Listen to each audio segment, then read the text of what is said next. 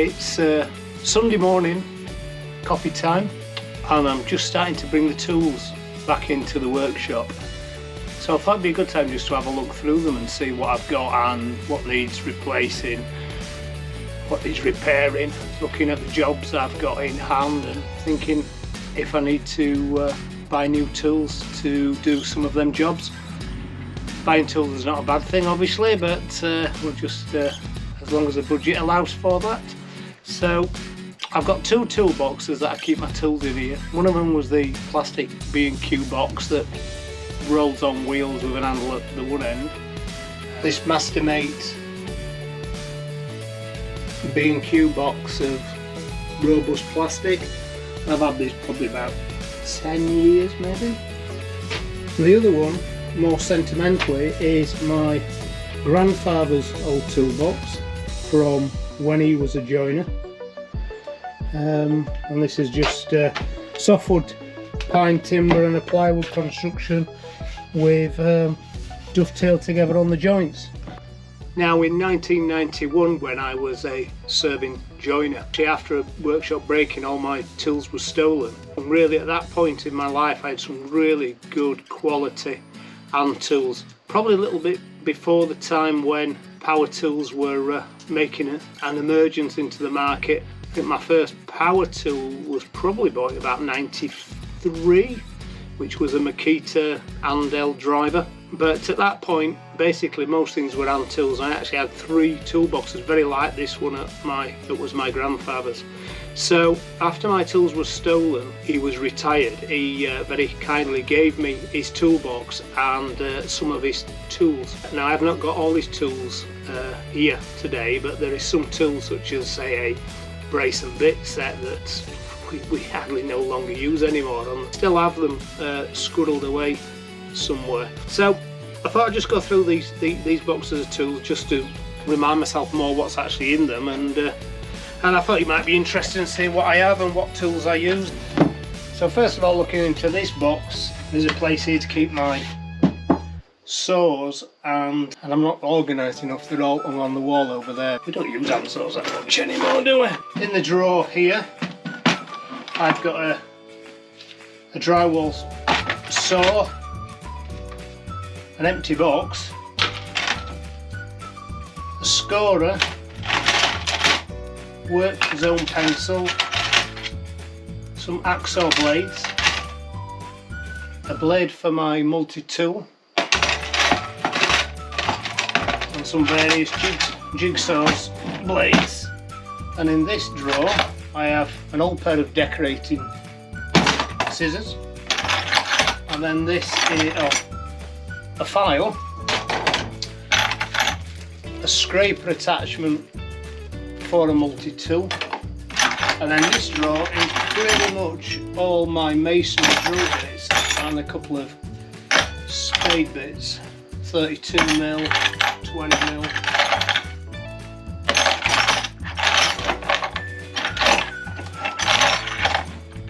Yeah, they're all masonry drill bits.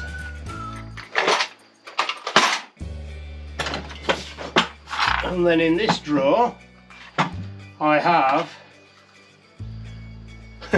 one number DeWalt 2-point posi driver. I hope you need some more of them. Some 3-point posi drivers. A bike chain tool for my bike. Not quite sure why that's in there. A glass cutter. I've ever cut a piece of glass in my life with it. Some more attachments for my multi-tool. A paint stirrer.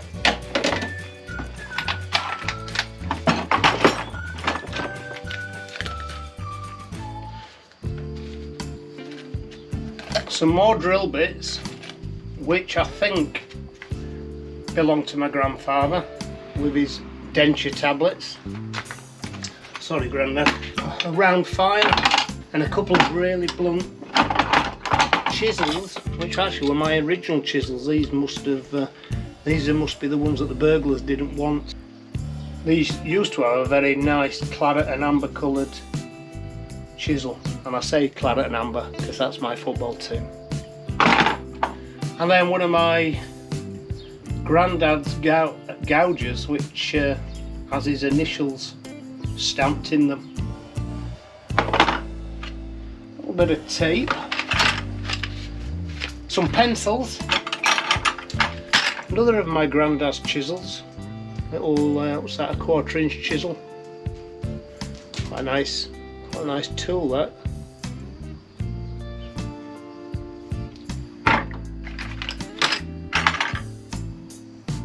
A bradawl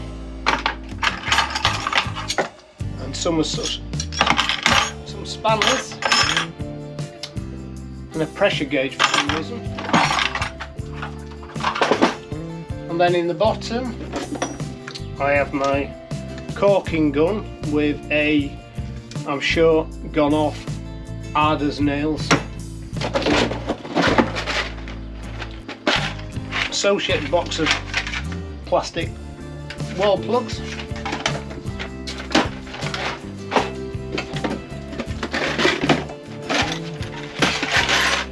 An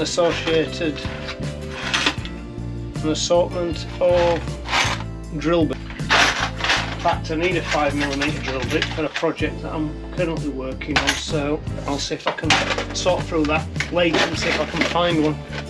A series of L saws, 2 of which seems to have fallen out.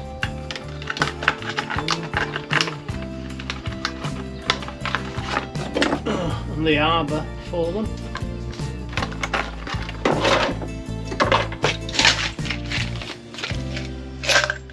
An assortment of Allen keys, small screw fix spirit level with no bubble. I'll have to go and buy a spare bubble from next time I'm in screw fix. And one of these contour measurers. So that's toolbox number 2, or toolbox number 2. I have an hacksaw, my old S-wing hammer, really like this hammer. Not getting to do too much heavy hammering these days, but it's a really nicely done hammer. Some Boa multi-tool cutters, another piece of rubbish, an old square. I think that's probably next thing on my shopping list is a decent square. That's a cheap thing, and a cheap block plane as well, a Stanley block plane. Really need to get another block plane as well and get back into a decent block plane. Again, when my tools were still in, a really great set of planes, right up from the small little block plane right up to the big jack planes. Plastic template for Blum type cabinet hinges.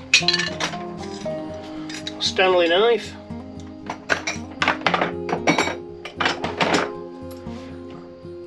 A basin tap wrench. Probably use that once. And adjustable spanner. A assortment of screwdrivers, a little stubby one, an electrical one,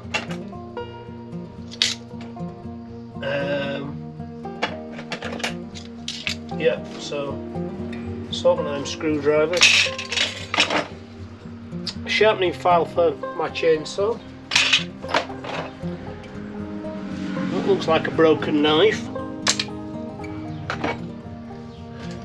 an offcut of hanging rail, a pencil sharpener, a pair of pliers, a newer but very blunt chisel, a slightly sharper chisel, 3/4, another Stanley knife,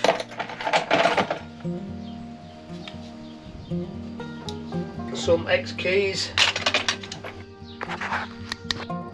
There's an assortment of drill bits, countersink bits, just some random screws and bolts, and then my screwdriver attachments, a few pencils, a few more drill bits, cabinet scraper. I've not used that for a long time. Oh, and another screwdriver that actually came with my Shipak bandsaw to open the cabinet and change the blade. In the bottom of this box we have my multi-tool. I love that tool.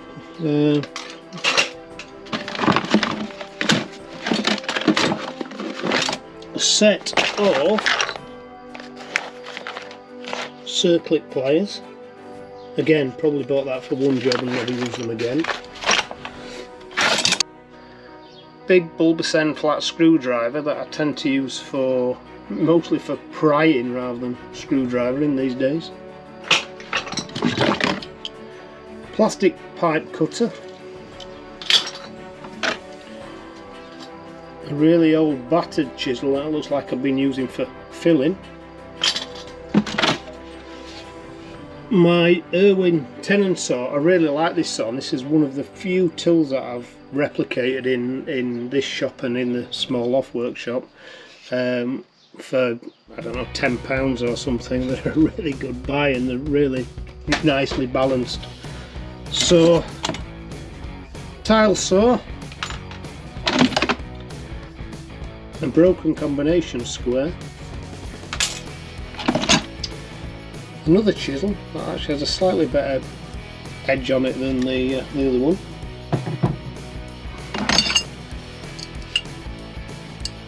another combination thing, an even bigger adjustable spanner,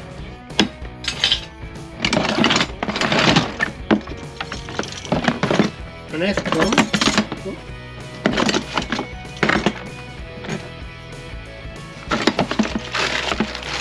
a pair of wheels for the roof ladder that I've yet to use, a rubberized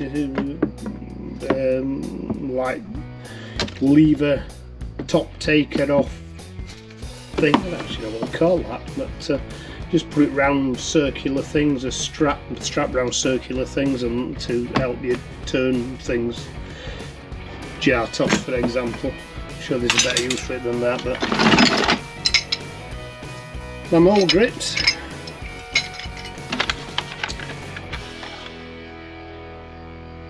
some socket sets for the impact driver, some tin snips for drywalling, a big masonry cutter, some needle nose pliers, a rubber mallet, a tap spanner, and then the old Yankee. So I was saying about power tools being relatively new thing. When I sat joinery in the late 80s, early 90s, this was the power tool of choice. Put many a thousand screw in with that over the years.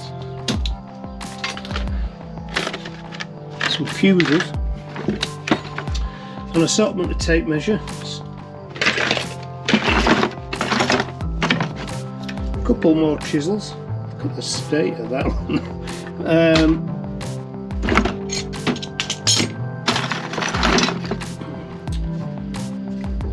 Tool to break tiles,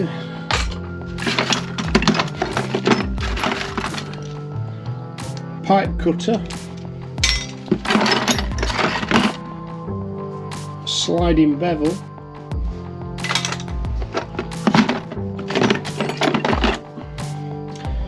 a pedal wrench for my bike, a really bad chisel, look at that. And in the base, this was probably one of my newest tool buys. This is the Craig. It's tell which one it is. I have the K5 in the small loft. This might be the K1. So just one that you just clamp on and drill bit, but they're useful, aren't they? The other tool I use a lot is my Triton track saw. Yeah, I bought this about 4 years ago when I made my staircase to cut all the kite winders. And I bought it on the back of a video that Peter Millard made in his 10-minute. That came from Screwfix. It was £100, and actually it's a great little buy. I do, however, need to buy a new track for it. The track's there, and if you can see down at the bottom there, I had a little bit of a faux pas moment. So I need to buy a new track, and actually I believe that Peter Millard has a video about what track fits what saw, and I need to watch that just to decide which track I'm going to buy. So there we are. That's my Sunday morning tour of my tools. I hope you found it interesting. If you've got any comments about any of these tools and my poor ability to look after some of them, then please drop me a comment below. And if you've not subscribed to my channel, then it'd be great if you would. It's free and it helps me out and motivates me to make more videos. So until next video, see you soon. Bye.